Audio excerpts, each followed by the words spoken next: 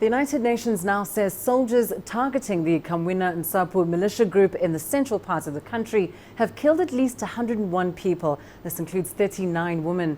Citing local sources, the UN says the soldiers fired indiscriminately with machine guns at militia fighters who are armed mainly with machetes and spears. Hundreds have died, tens of thousands have been uprooted in the central DRC in the recent past. This in battles between security forces and the militia, who are seeking to avenge the death of their leader, Kamwina Nsapu. Last April 2016, there was this emerging conflict between this customary chief in the area with the authorities. He, as I indicated, he was killed by the Congolese armed forces in August in conflict. And it appears that since then, the militia have become radicalized and they are attacking state institutions, what they see as the symbols of the state.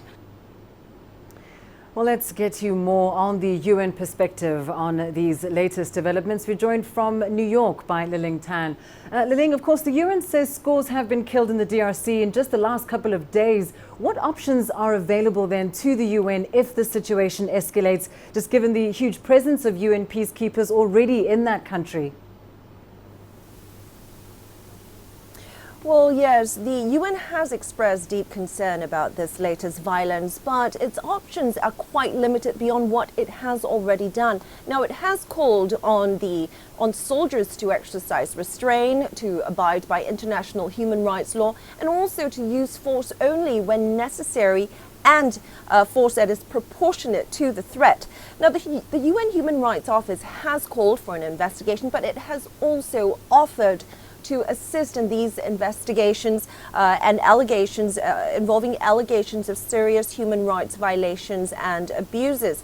And the UN mission in the DRC, MONUSCO, has also deployed monitoring team to several areas affected to help prevent and investigate and document human rights violations. But beyond these efforts, in the short term, the UN doesn't really have a lot of further options beyond punitive measures, and that might be a little bit premature to talk about right now. Well, certainly a situation that we will keep our eyes on. Thanks very much, Liling Tan, for that update.